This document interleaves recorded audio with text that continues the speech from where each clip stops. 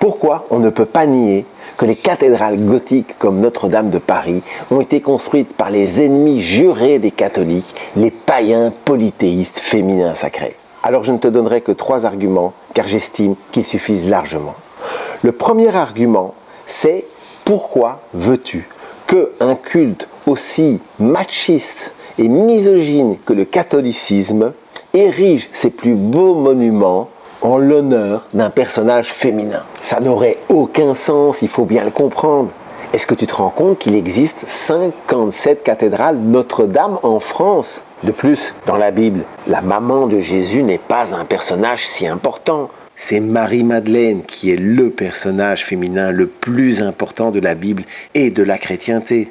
La vérité, c'est que le culte de Marie, mère de Jésus, n'a été introduit dans le catholicisme qu'à partir du XVIe siècle, dans le but de faire oublier le culte de la déesse mère et celui de Marie-Madeleine, et ainsi récupérer les adorateurs du féminin sacré. Et c'est notamment cette intégration du culte marial au XVIe siècle qui a créé le schisme avec les protestants qui ne comprenaient et n'acceptaient pas que d'un jour à l'autre, on introduise le culte de la maman de Jésus.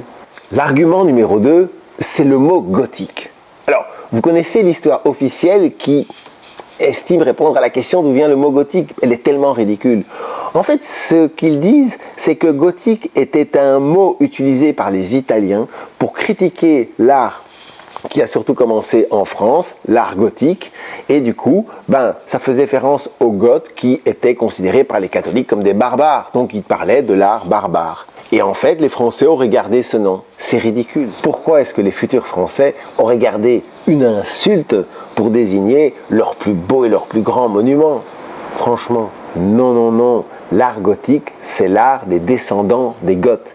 Et les Goths, ce sont ceux qui ont libéré l'Europe du joug des Romains au 5e siècle. L'histoire écrite par les Romains les considère comme des envahisseurs barbares, mais c'était en fait des libérateurs face à l'agression de la barbarie romaine. Et si je dis que les bâtisseurs des cathédrales gothiques Notre-Dame sont les descendants des Goths, c'est car ils avaient la même culture et les mêmes valeurs. Les Goths étaient constitués de Celtes, de Germains, de Vandales, de Slaves, de Lombards, de Francs, qui voulaient tout simplement reprendre les libertés et les terres qu'on leur avait volées. Et les Goths, c'est un autre nom pour cacher les païens fertiles féminins sacrés. Parce que les catholiques ont réécrit toute l'histoire en effaçant le concept de fertile féminin sacré. Et ils ne nous disent pas que toutes ces tribus, y compris par la suite les Templiers et les Cathars, avaient en commun la culture du féminin sacré et donc des vraies démocraties de la liberté, de la fraternité et de l'égalité. Ensuite, le concept de l'art gothique, en fait, ça veut dire l'argot. Et donc, l'argot, c'est un langage secret, codé, qu'on parlait à la cour des miracles, qui, dans le roman de Victor Hugo, se trouvait d'ailleurs au royaume d'Argot. Et donc, l'argot dans l'architecture, c'est une architecture où il y a des messages. Et effectivement, si vous observez la majorité des édifices gothiques, vous y trouverez des symboles païens et notamment celto-vikings comme le triskel, la triqueta, les cornes d'Odin et le Valknut. Alors certains me diront, mais pourquoi des symboles vikings? Je vous raconte cette histoire en détail dans la vidéo dont le titre apparaît à l'écran. Mais en résumé, 5 siècles après la libération de l'Europe par les Goths, les Romains étaient de retour, notamment avec leur marionnette Charlemagne qui tuait tous ceux qui refusaient de se soumettre au catholicisme. Une alliance des Vikings avec des tribus comme celle des Celtes et des Germains ont à leur tour libéré l'Europe de l'Ouest du joug des armées pro-romaines. Comme leur culture était très similaire, ils ont créé une culture celto-viking. Du coup, ces monuments célèbrent à la fois les Goths et l'alliance celto-viking qui ont libéré cette région du joug des Romains.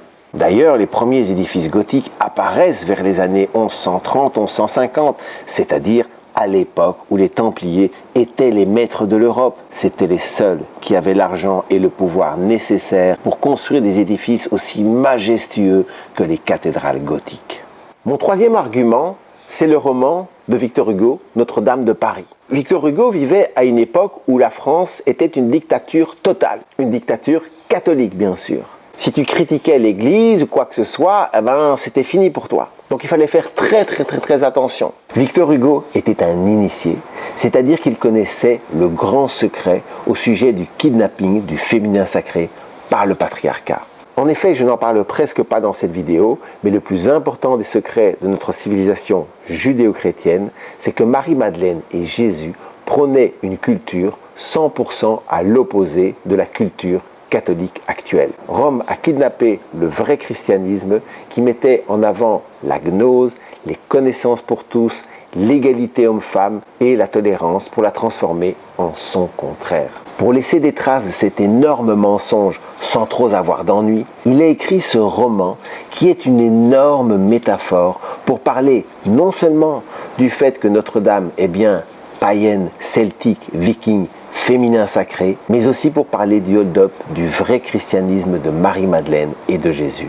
Alors, en résumé, que raconte le roman Notre-Dame de Paris? C'est l'histoire d'Esmeralda, belle bohémienne, qui vit à la cour des miracles du royaume d'Argot, à savoir un royaume soi-disant rempli de mendiants et de bandits. Pour gagner quelques sous, Esmeralda a l'habitude de venir danser sur le parvis de Notre-Dame. Alors il y a Claude Frollo qui est l'archidiacre de Notre-Dame, qui veut absolument posséder Esmeralda. Il y a Phœbius qui est un capitaine de la garde royale, qui lui aussi, il est amoureux d'Esmeralda, mais c'est plus pour faire l'amour avec elle, parce qu'en fait, il veut faire un mariage de raison avec Fleur de Lys. Alors ce qui va se passer, c'est que Claude Frollo va un jour surprendre Esmeralda et Phœbius en train de s'embrasser et je ne sais très bien quoi. Et il est tellement jaloux qu'il va poignarder le capitaine Phœbius. Ce même Claude Frollo va accuser Esmeralda de la tentative d'assassinat du capitaine Phœbius et elle finira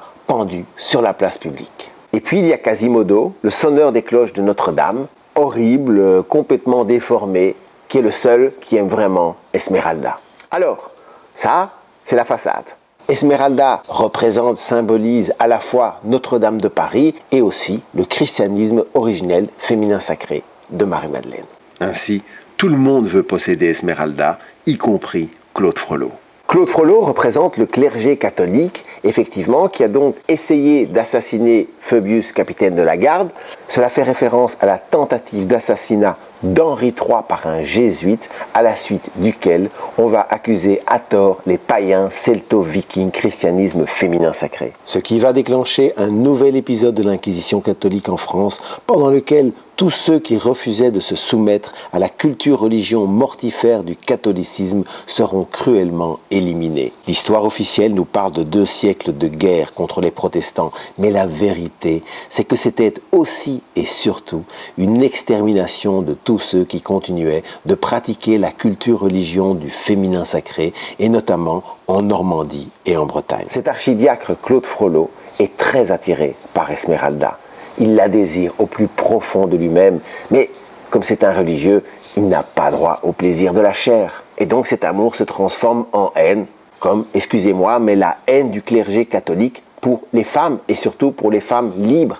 Phœbius, lui, représente la noblesse. Donc dans un premier temps, il est attiré par Esmeralda, mais en fait c'est que pour le sexe, et il va faire un mariage de raison, mariage qui va s'avérer malheureux, avec Fleur de Lys, qui elle symbole la royauté. Ça fait référence en fait à la trahison de la noblesse, qui à l'époque de Jeanne d'Arc a fait un pacte avec les celto-vikings, païens et en général toutes les cultures féminines sacrées, pour arrêter l'Inquisition, pour se débarrasser de cette fausse église chrétienne qui s'appelle l'Église catholique du Vatican. Et ça a marché vu que pendant 150 ans, la France a été libérée du joug de Rome, alors que toute l'Europe était mise à feu et à sang par l'Inquisition. Mais ensuite, il y a la dynastie des Bourbons qui a été imposée par les catholiques. La dynastie des Bourbons jusqu'à Louis XVI était des marionnettes du Vatican et plus particulièrement de son bras armé, les très cruels jésuites. Fleur de Lys symbolise bien sûr la royauté qui exige de la part de Phœbius de ne pas sauver Esmeralda en échange de son pardon pour son infidélité. En effet, une fois remis de ses blessures, Phœbius aurait pu témoigner pour clamer l'innocence d'Esmeralda. De la même manière, la royauté française depuis le XVIIe siècle et donc cette fameuse dynastie des Bourbons n'ont rien fait pour empêcher le Vatican de tuer souvent en les brûlant, de torturer et de violer des millions de femmes en France et à travers le monde. C'est une période, encore une fois, où les femmes continuent de payer aujourd'hui le résultat de cette période. C'est pas la Renaissance, c'est la renaissance de la culture sado-maso, barbare, capitaliste de Rome. Et c'est la mort de la vraie chrétienté. Mais bon, la mort n'existe pas, donc elle va renaître. Quant à Quasimodo, il symbolise l'âme celto-viking, païenne, féminin sacré de Notre-Dame. Comme Odin, le dieu viking, il est borgne et se suspend aux cloches de Notre-Dame comme Odin qui s'est suspendu à l'arbre sacré pour connaître le secret des runes. Quasimodo est laid et mal formé pour rappeler l'image négative que la culture catholique colle aux cultures païennes celto-viking féminin sacré. Quasimodo est sourd et ne peut communiquer qu'à travers les signes, comme c'est le cas pour les cultures du féminin sacré. En effet, à l'époque de Victor Hugo, il existait une censure totale de tout ce que les cultures du féminin sacré avaient à enseigner. Du coup, celle-ci ne pouvait plus que s'exprimer qu'à travers des signes dans l'art et dans l'architecture d'édifices.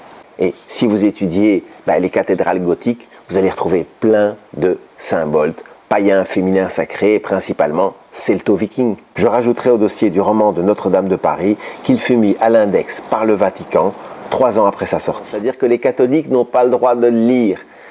C'est quand même un argument de plus qui pousse dans le sens que tout ceci est vrai. Allez, n'oublie pas, ce sont les connaissances qui libèrent. Et je te conseille d'aller regarder nos autres vidéos. Et je te laisse avec une petite citation de Notre-Dame de Paris. Quelle immortalité précaire que celle du manuscrit papier. Qu'un édifice est un livre autrement plus solide, durable et résistant. Les monuments sont des livres de pierre. La pensée libre s'écrivait tout entière sur ces livres qu'on appelait édifices. Sans cette forme d'édifice, elle se serait vue brûler en place publique. Je vous rappelle que durant le XVIIe siècle, la quasi-totalité des livres d'histoire ont été interdits, voire carrément brûlés par les catholiques. Alors on compte sur toi. On va la faire naître, cette humanité, et on va offrir aux enfants un monde bien meilleur que celui qu'on a connu.